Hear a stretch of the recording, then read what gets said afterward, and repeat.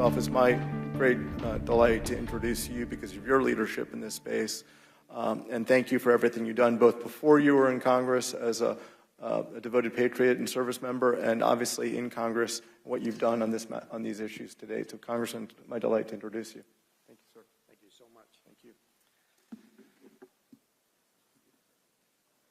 you. Well, I just want to have a conversation with you after following four great speakers. I am the chair of the European Subcommittee on Foreign Affairs, and I will speak from that perspective. Thank you for holding this hearing, this meeting today. I want to talk a little bit about this weapon system to the right of me. It was just mentioned that it killed 3 Americans, wounded 47 more in Jordan. This weapon system.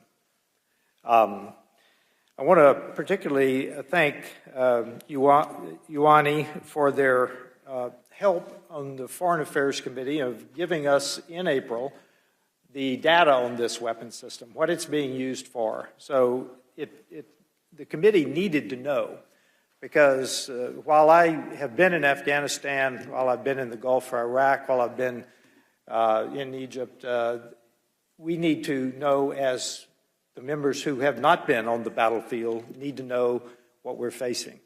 So everyone on the committee got to know that because of your help. I want to talk about Iran. Obviously, I think all of us know that there are 3 priorities: are the survival of the regime, their nuclear program, and their support for terrorism. Now, obviously, the 3rd priority is down somewhat. They've started to distance themselves from the Houthis to some degree. So the nuclear program becomes even that much more important to Iran because of that. I hear a lot about this, the fact that the Ayatollah has told them they cannot produce an actual nuclear weapon, a nuclear warhead.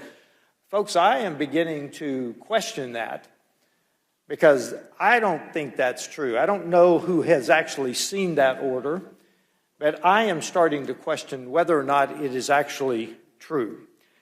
They are right now vulnerable, so I am concerned about them racing to a warhead. They have 60% enriched uranium. It is a short step to 90%, which is what they want, a very short step. I'm concerned about that, and I will tell you, I think round 4 in Oman this weekend will be vitally important because it's the 4th round of discussions. I think we're going to determine whether or not they are in the least bit serious this weekend.